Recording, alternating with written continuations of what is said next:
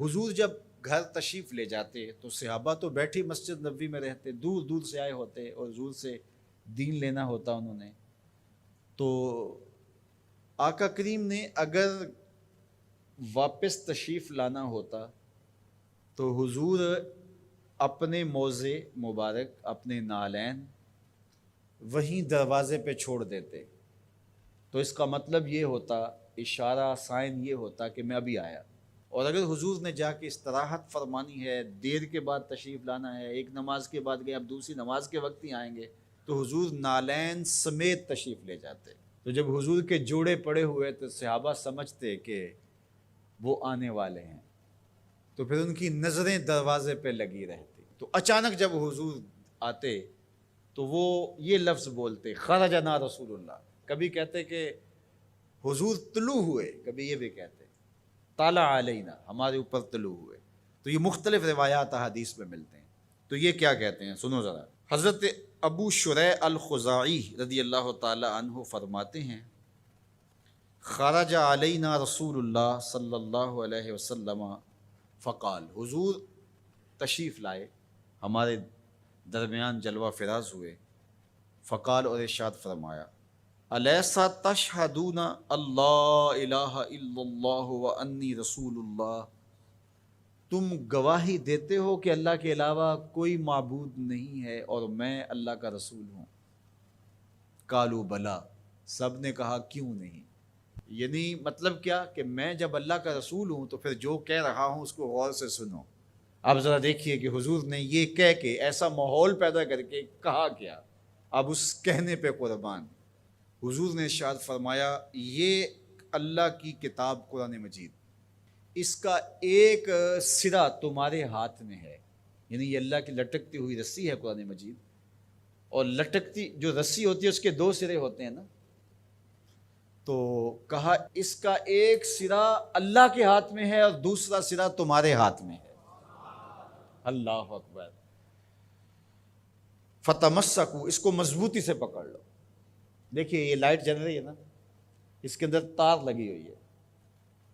تار کا ایک سرا مین پاور ہاؤس سے جڑا ہوا ہے اور دوسرا سرا اس لائٹ سے جڑا ہوا ہے.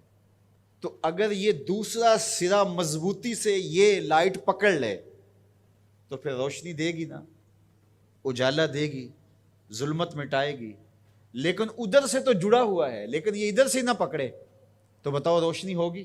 تو کہا کہ قرآن ایسی اللہ کی کتاب ہے، اللہ کی لٹکتی ہوئی رسی ہے، جس کا ایک سرا تمہارے رب کے دستے قدرت میں ہے، دوسرا سرا تمہارے ہاتھ میں ہے. فتمسکو، کہا جوڑ مضبوط کر لو، پکی طرح سے اس کو پکڑ لو. جب پکی طرح سے پکڑ لو گے تو فرمایا فَإِنَّكُمْ لَن تَدِلُّوا، ظلمت تمہارے قریب بھی نہیں آ سکتی، چانن ہی چانن ہوگا، اور کبھی بھی تم گمراہ نہیں ہو سکتے، کبھی بھی ہلاک نہیں ہو سکتے.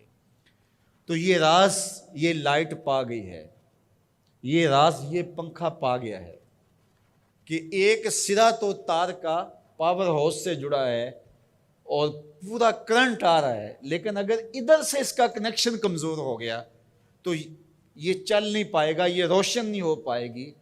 قرآن اللہ کی وہ لٹکتی ہوئی رسی ہے جس کا ایک سرا تو رب کے دستے کرم میں ہے اور دوسرا سرا جو ہے وہ فرمایا تمہارے ہاتھ میں ہے، اور جب اس کو زور سے پکڑا ہوا ہو تو روشنی ہوگی نا.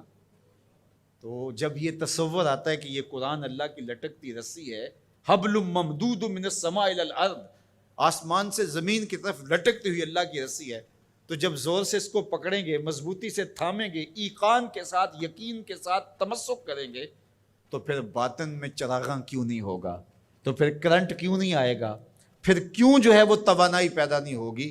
تو پھر تو ایک عجیب کیفیت پیدا ہوگی نا کہ یہ وہ قرآن ہے جس کا ایک سرا رب کے دستے کرم میں اور ایک سرا ہمارے ہاتھ میں ہے. کتنی خوبصورت میرے حضور نے مثال دی.